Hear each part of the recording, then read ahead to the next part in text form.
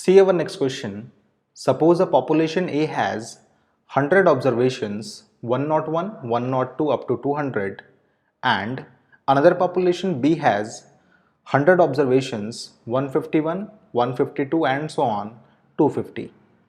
If VA and VB represents the variance of two populations respectively, then we have to find the ratio of VA and VB.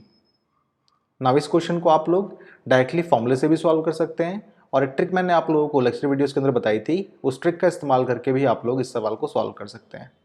ध्यान से देखिए, आप सब लोगों को I think पता होगा कि वेरिएंस का जो फॉर्मूला होता है वो क्या होता है।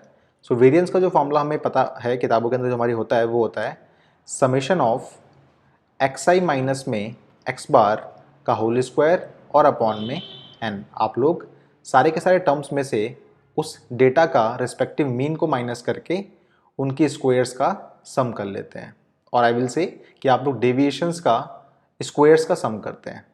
ओके, सो इस फॉर्मूले का इस्तेमाल करके अगर आप लोग वेरिएंस ऑफ ए डेटा निकालेंगे and then variance of B data को निकालेंगे तो आप देखेंगे दोनों का आंसर हूबहू सेम आएगा। ओके, तो अगर आपने फॉर्मूले को यूज़ किया है तो आप लोगों को ऑब्वियसली थोड़ा टाइम देना पड़ेगा सवाल के अंदर और इन सबको निकालना पड़ेगा।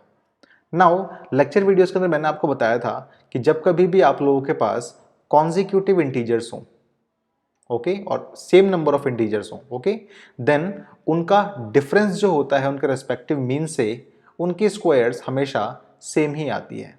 जैसे पॉपुलेशन ए के अंदर हमारे पास 100 कॉन्जिक्यूटिव इंटीजर्स गिवन है एंड सिमिलरली पॉपुलेशन बी के अंदर भी हमारे पास 100 कॉन्जिक्यूटिव इंटीजर्स ही गिवन है।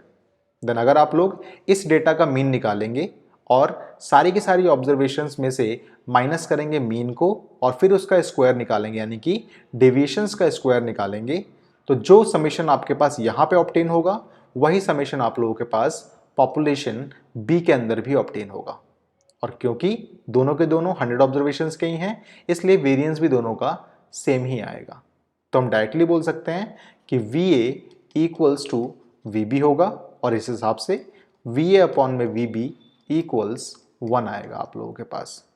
तो आप इस टेम्पलेट को याद कर लें ताकि आने वाले एग्जाम में जब कभी भी आपके पास इस टाइप का क्वेश्चन आता है तो आप डायरेक्टली बोल सकें कि दोनों का वेरिएंस सेम टू सेम ही होगा। इसलिए इसका रेशियो कितना होगा? इसका रेशियो होगा C option which is 1। Okay.